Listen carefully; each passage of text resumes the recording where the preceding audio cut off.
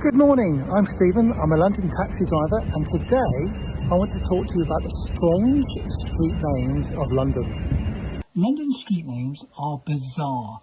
Some of them are left over from medieval traders, some of them are left over from gruesome tales, and some of them are just plain crazy. I've got 10 strange street names of London.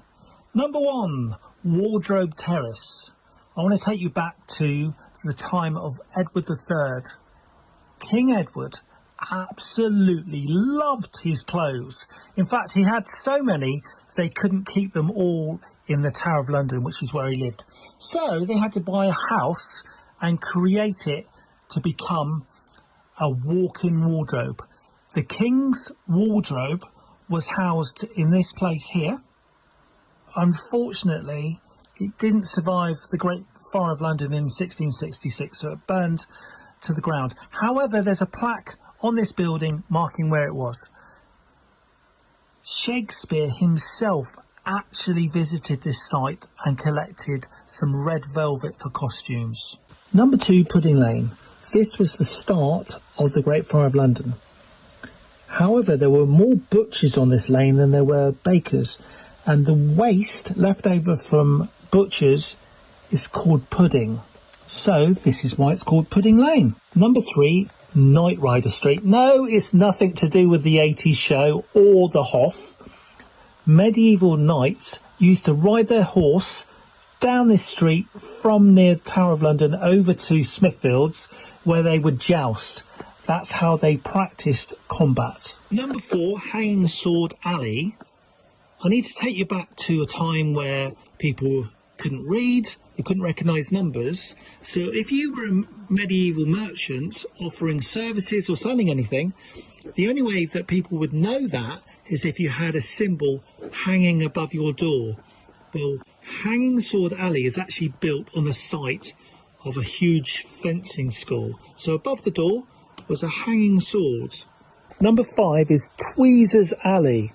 Records go back to 1235 when there was a blacksmith's forge on this site.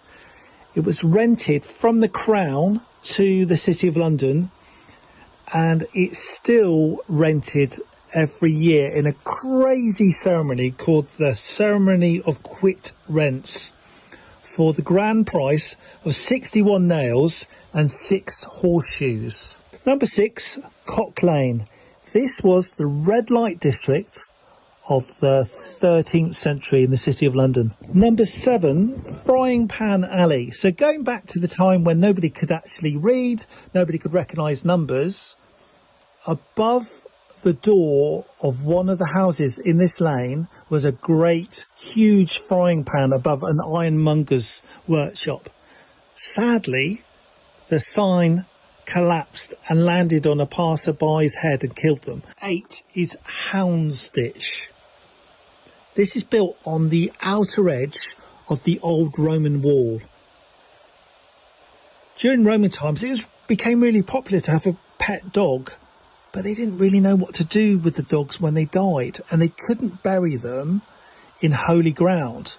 So sadly, they were all dumped here, and it got pretty smelly, you can imagine, but that's why it's called Houndsditch. Number 9 is Passing Alley, just off St John's Street. Until the 1790s, this was called... Number 10, and my last one, is Bleeding Heart Yard. There's 2 stories of why this is called Bleeding Heart Yard. The first one is because of the pub that still stands there, that's called Bleeding Heart Yard. But the other story is a bit more macabre, and it deals with Lady Elizabeth Hatton, who went to the Winter Ball in 1626. She was a minor celebrity at the time and was seen dancing and then arguing with a Spanish ambassador. Sadly, her body was found in this cobbled courtyard the next morning with her heart exposed, still bleeding blood.